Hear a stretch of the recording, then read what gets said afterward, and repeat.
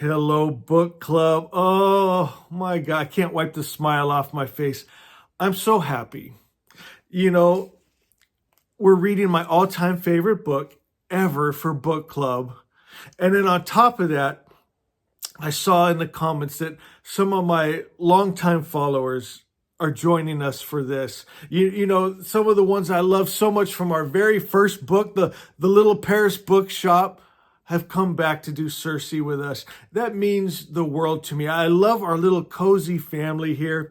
Right now, I've got my two little dogs in my lap. I made my special hot cocoa and marshmallows.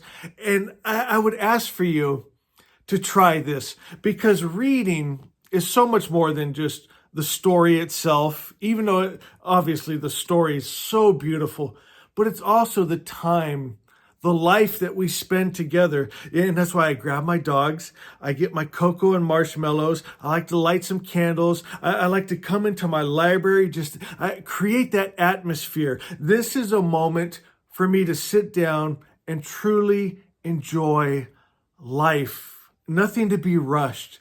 And so I just asked, maybe you try that. Go make your favorite warm beverage. Maybe you don't have a library, but maybe you have a nightstand next to your bed and you can put out maybe a few of your favorite books that are cozy. Maybe you can light a candle. Maybe you can just make it a special time every day that you do just for you. That's what makes these memories. That's what makes reading and books so beautiful. So Circe, oh my God, guys.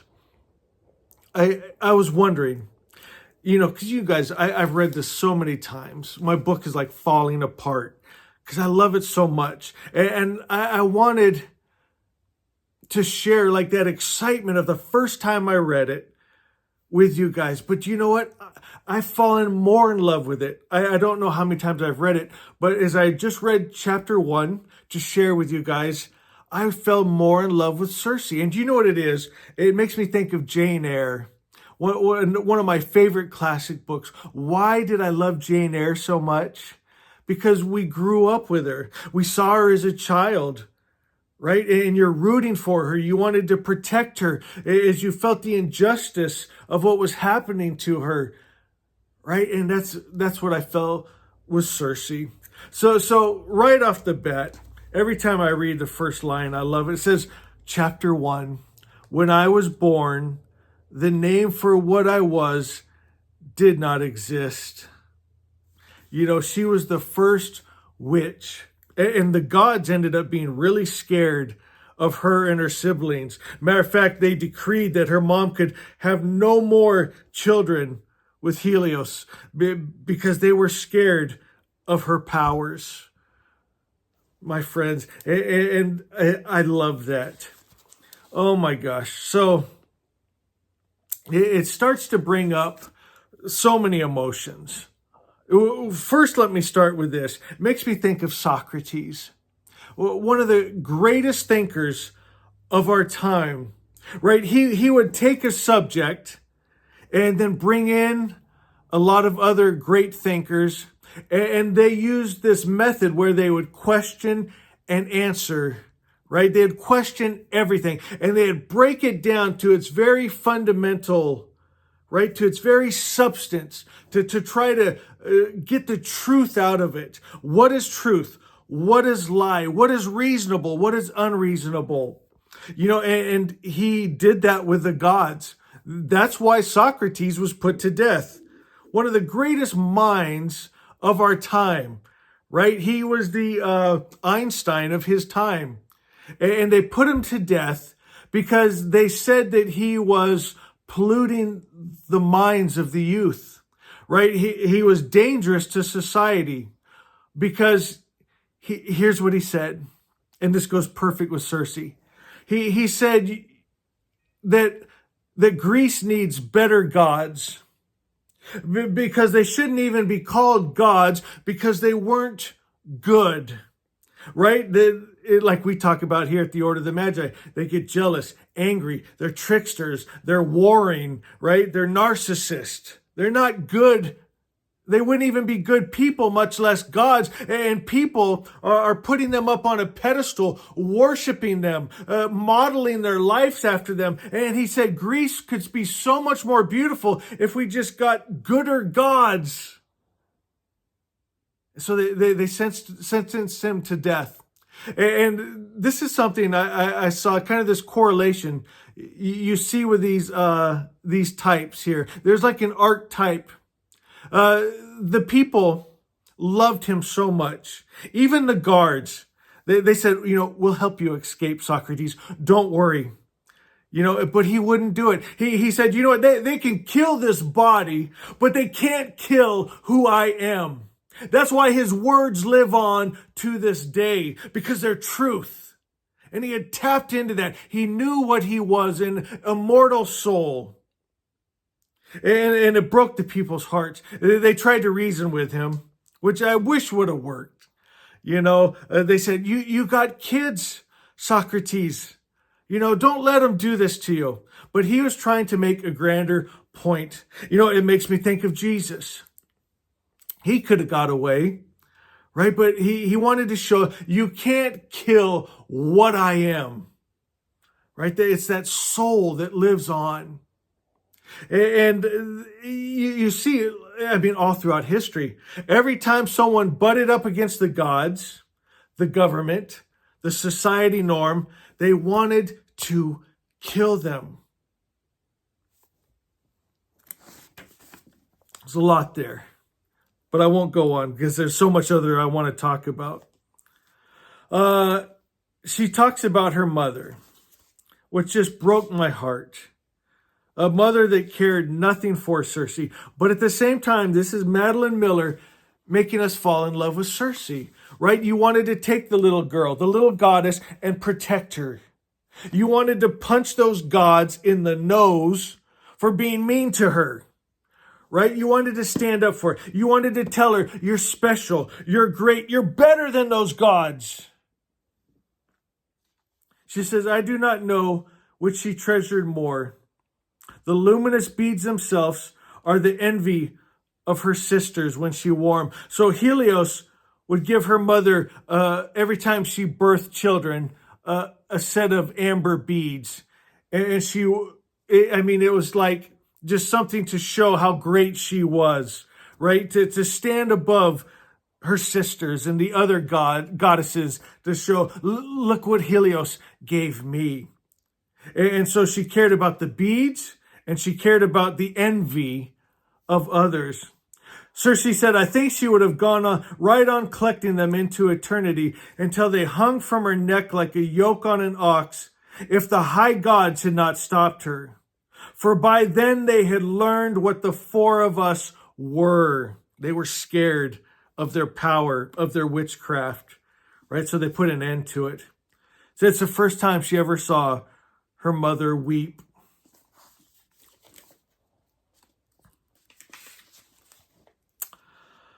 Her mother asked Helios, who do you think Circe will marry? So her father looks at her, looks at the shape of her chin and her voice and her eyes, and he says probably a prince. Her mother did not like this. You don't mean a mortal, right? Circe asked, well, what do mortals even look like? Her mother said they're like a savage bag of rotting flesh. See what they think of the humans. Not much, do they? Don't care much for it. But I wonder why when all those people crying out to their gods, help me, save me, heal me, they don't even give them the time of day. They're just rotting bags of flesh.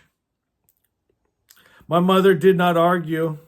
Like everyone, she knew that Helios' temper when he was crossed.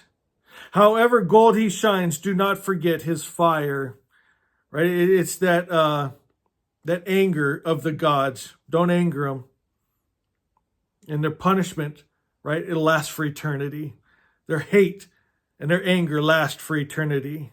Their pride lasts for eternity. I think Madeline Miller's painting a real good picture in just the very first chapter of the gods. I think we're getting an idea of what Socrates saw in the gods, what needed to be changed. We need better gods to see better people, better society. Her mother, her belly was gone, her waist reknitted, her cheeks fresh and virginny rosy. All of our kind recover quickly, but she was faster still, one of the daughters of Oceanus, who shoot their babies out like roe. Come, she said to father, let's make a better one. Right? She just like now tossing Circe aside. Let's just go make a better child. I can do better than that. Circe says, I grew quickly. My infancy was the work of hours. My toddlerhood a few moments. An aunt stayed on, and this is sad again. So she has an aunt raising her because her mother doesn't want anything to do with her now because she's not going to bring her into, the young god's courts, right? She wanted Circe to get married to one of the new gods, like Zeus, right? She's picturing her in the courts of Zeus, being honored and praised and wearing her fancy robes and her beads. And now that Circe can't bring her that, she just tosses her out, gives her to an aunt. But the aunt only stayed on hoping to curry favor with my mother. So the aunt doesn't love her, care about her. She's just hoping that her mother would give her some favor, right? But when she doesn't get that, she just leaves. Her aunt calls her Circe, which means hawk, for her yellow eyes and the strange thin voice of her crying. So I picture now Circe as just a little baby and crying, but her cries are like repulsive to the gods and goddesses. Her eyes, her look, it's just, she's the black sheep. No one cares for her. Her own mother doesn't. When her aunt leaves, Circe goes to her mother and says, Mother, Auntie is gone. But my mother didn't even answer me. Just looks at her and just walks off. Circe doesn't hold enough value to even answer her. So Circe, she could have sat by her aunt's feet all day, but she said all they do is gossip. So she found that she was happier just wandering the empty halls of her father's dark, silent palace while he was gone by herself. When her father came home, she followed at his heels. Welcome home, Father. Welcome home. She was so excited. She asked, she's starting to notice some difference between her and her father. She says, my eyes are like yours, Daddy. He says, of course they're not. He says, if I looked at someone, I would burn them. She goes, but wouldn't I? He laughed. No, of course not. So he stares at some logs in the fireplace and they light up and burn to ash. She stayed up all night staring at those same logs, but she couldn't do it. So it says, soon after her sister and brother were born, Father blessed them and with his prophetic voice said that, Pasiphae, you will marry an eternal son of Zeus. Now that makes Circe's mother very happy, right? That's all she wanted. Said, my mother glowed to hear it, thinking of the robes she would wear at the feast, right? She's just thinking of herself. Again, they're narcissists. Not thinking how great for my daughter, right? She's just thinking of the robes I will wear, the people's eyes on me. And as we judge these gods, it makes me kind of think of ourselves, right? As we read books like this, I think it should make us better. Have we modeled ourselves after those gods? Do we just care about what we look? Do I just care about how many likes and views I get on my channel, right? What do people think of me? Or do I put my eyes on others?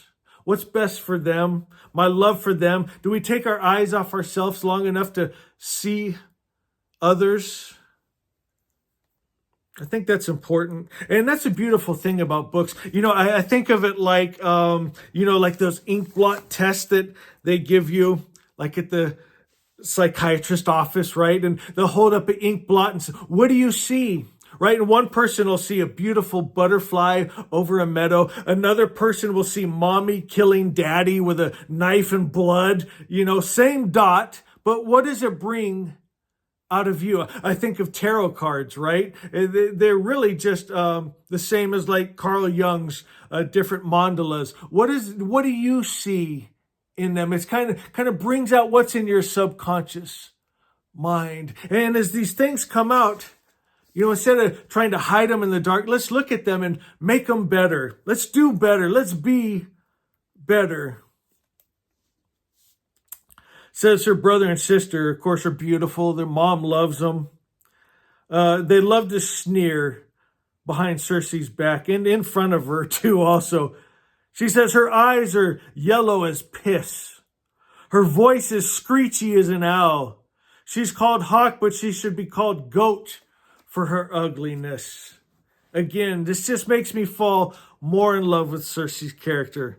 More rooting for her. More wanting to protect her. Her brother and sister are just terrors. Says they take dominion over all the pliant cousins. Don't go pliant, my friends. They hypnotize them like minnows before the pike's mouth. How do they do that? Because those cousins that are pliant want the applause of the gods and goddesses, right? They want to be a part of that. But if you don't want it, if you'd rather walk alone through the dark halls by yourself and don't need the praise of the gods, you might find something better. She says, I just left them to it. I preferred the quiet halls of fathers. One day he offers to take me with him to visit his sacred herd of cows. It's the envy of all gods. It's funny how these gods, a lot of envy involved. A lot of things that we probably wouldn't call good. 50 pure white heifers. Here's some beautiful writing of, or I can just picture Circe looking over the chariot. She says, I leaned over the chariot's jeweled side, watching in wonder at the earth passing beneath, the rich green of forest, the jagged mountains, and the wide outflung blue of the ocean. I looked for mortals, but we were too high up to see them. There's a lot in that statement right there. They get to the island where the heifers are kept, and two of her half-sisters come. The most beautiful she's seen of all of Helios's daughters. Radiant and shining were their names. Oh my gosh, and these two, oh my gosh. They speak to Circe in a way different than her brothers and sisters back at the palace, where her brother and sister just straight out tell her she looks like shit, but these two do it in a way with a smile on their face in kind of an undercutting way that you wonder, are they even insulting me? I feel insulted, but they're doing it in a way I don't quite understand. She says, my eyes are like yours. And they say, oh, how sweet. It reminds me of I got family in Texas. When they think you're fucking stupid, they say something like, bless your heart, right? They say it in a way you're like, wait a minute, is that an insult, or are you truly blessing me? That's how they're doing it. My eyes are like yours. They say, oh, how sweet. No, darling, ours are bright as fire and our hair like sun on water. You're clever to keep your hair in a braid. Those brown streaking, it doesn't show up so bad. It's a shame you cannot hide your voice the same way. She could never speak again. That would work, would it not, sister? Oh, so it would, they smiled. Right? So they're insulting her, but in a nice way with a smile on their face. I don't know which is worse. They're both pretty awful. Again, your heart just goes out to sweet, sweet Circe. Oh, so they spend a lot of time there with the cows. They're starting to run late. She notices the first constellations already peeping through the dimming light. She remembers her father telling her about men called astronomers, whose task it was to keep track of his rising and setting. They were held in highest esteem among mortals and kept in palaces as counselors of kings. But sometimes my father lingered over one thing or another and threw their calculations into despair. Those astronomers were hauled before the kings. They were killed as frauds. My father smiled as he told me that. She asked, Father, are we late enough to kill astronomers? We are, he answered. And as he said that, there was a twisting feeling in my chest. I starred and highlighted this. She felt as if she was like clothes being wrung dry. As she thought of those astronomers, I imagined them low as worms, sagging and bent. Please, they cried on bony knees, it's not our fault the sun was late. The sun is never late, the kings answered from their thrones. It's blasphemy to say so. You must die. And so the axes fell and chopped those pleading men in two. Father, I said, I feel strange. You're just hungry, he said. But no, she's feeling sorrow. She's feeling the injustice of it. I ate well at dinner, yet that feeling still lingered on.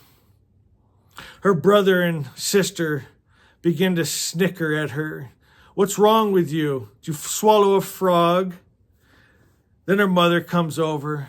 My mother's laughter, silver as a fountain down its rock. Stupid Circe.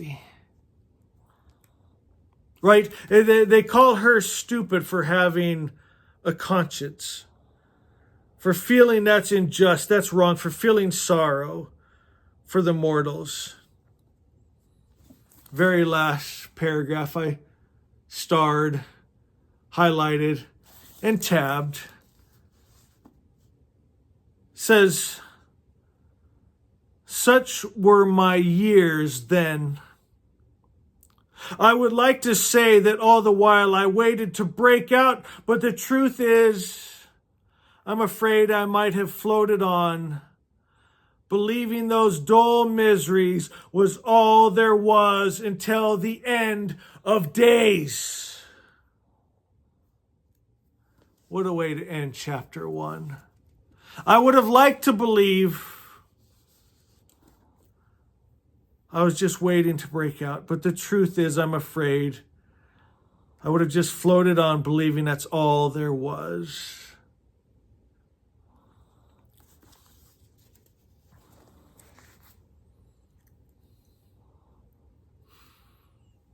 Makes me think of Socrates. Makes me think of Jesus, makes me think of myself. Maybe it makes you think of you. Were you raised in a religion where the gods get angry, jealous, hate, war, kill men, women, and children, have sex slaves, and you're told that's good, that's God? The things you're told that are bad and wrong and sin, like I use this a lot, like the F word.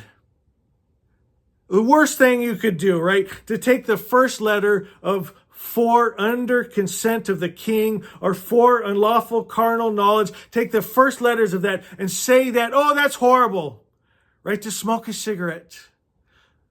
Evil, right? Things that aren't even bad, but go ahead and kill the men, women, and babies. take sex slaves, bring back the treasure, stone your own children when they're disrespectful. That's fine. And you wonder why there's this feeling like Circe had. I don't feel good. Maybe if I eat, I'll feel better. I still don't feel good. And they laugh at you and scorn you, call you a blasphemer. But inside, you know there's something better for you. What do? They scream, crucify.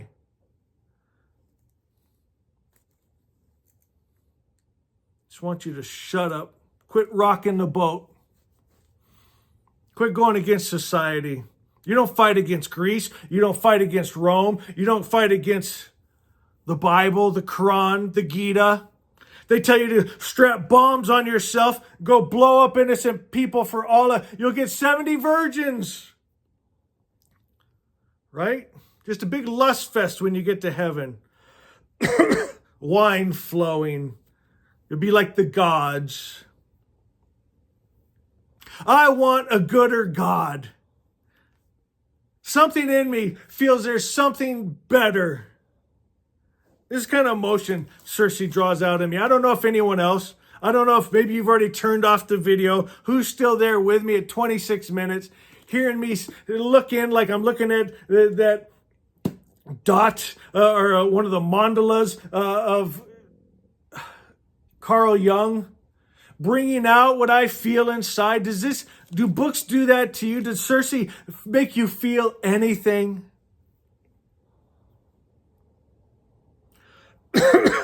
Tired of begging out to the gods? Maybe find the magic that's inside of you that the gods are scared of.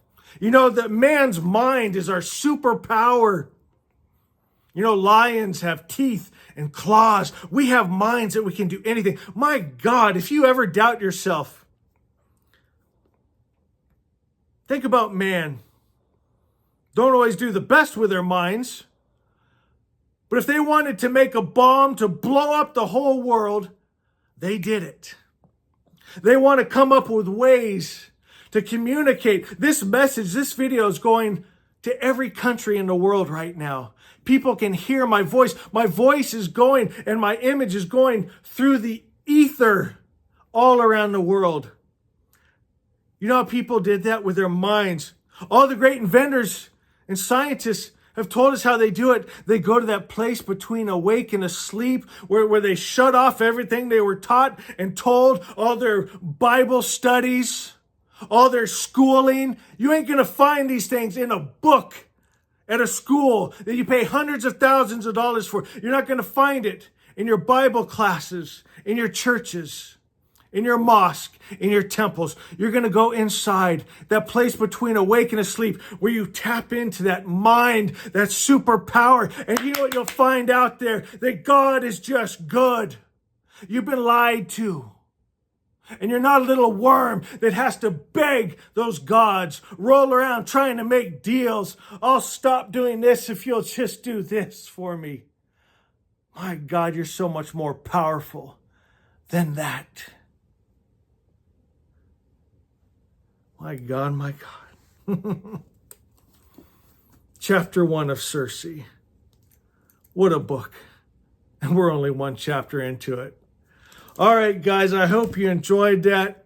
I love you so much. I think you're seeing why this is my favorite book ever. I know a lot of you have come to this channel from my 5 favorite books of all time. And you're getting a little taste of the richness that's in this book. And this is just the start. Oh my gosh, we're going to get into some of the most beautiful writing and then the ending. Oh my gosh. I probably would have written a different ending myself because I know there's a better ending to be written. But oh, was it beautiful? Does it touch your heart? Friends, beautiful Circe. It just shows the heart of Circe again. So beautiful. Guys, you know this. I love, love, love you.